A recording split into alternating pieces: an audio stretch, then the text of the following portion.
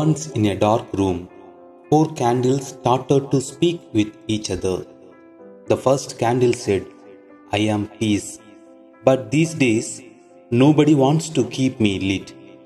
Then peace flame slowly diminishes and goes out completely. The second candle said, "I am faith, but these days I am no longer essential." Then faith's flame slowly diminishes and goes out completely. Sadly, the third candle speaks, "I am love, and I have not the strength to stay lit any longer. People put me aside and don't understand my importance. They even forget to love dears and nears." Love goes out completely. Suddenly, a child enters the room and sees the three candles no longer burning.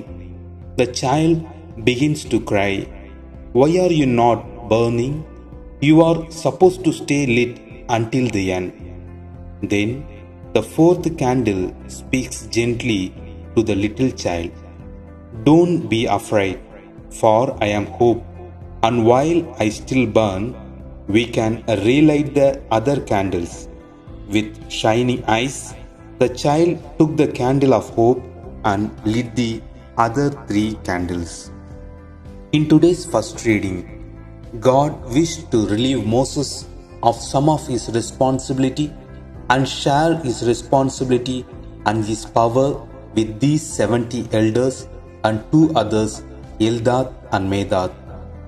They were not elders and who did not come into the tent of meeting.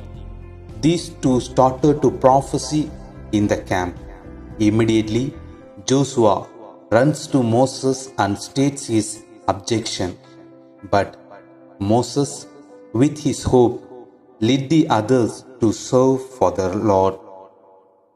It reminds us that God's ways are not our ways. God has no favorites, but everyone is a favorite of God. We need to take our inspiration from Moses. Let there be more ministers, more healers, more preachers, more teachers. Let's rejoice that God is calling more and sharing His blessing with more people. Saint James reminds us through the second reading that we have a duty to share the blessings of God with others.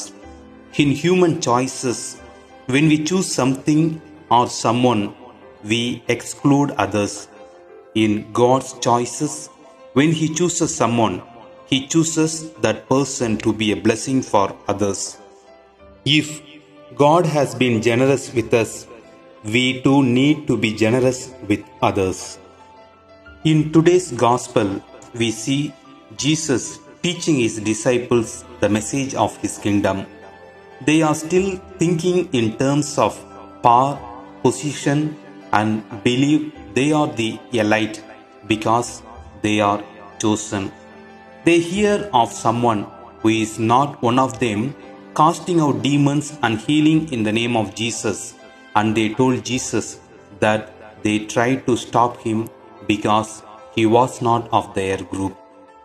We like to think we are broad-minded, that we are tolerant, that we accept people who are different from us or do not belong to our culture, caste, society. But when put to test, we show our true colors. Jesus has strong words about people who are scandals in the path of faith. Our zeal must always be tempered by love. Whenever we are tempted to put people in their place, to point out their mistakes, we need to ask ourselves, what is our motive? Are we doing it out of love for others? Is it done with love or hate? Further, Jesus has strong words of condemnation against those who scandalize little ones. He is not asking us to disfigure ourselves, but to accept full responsibility for our behavior when it is leading others to evil. We might sometimes be doing the right thing, but if it is going to be a source of scandal to lead the young astray, we have to think twice of the consequences. May we be blessing rather than scandal to life. Amen.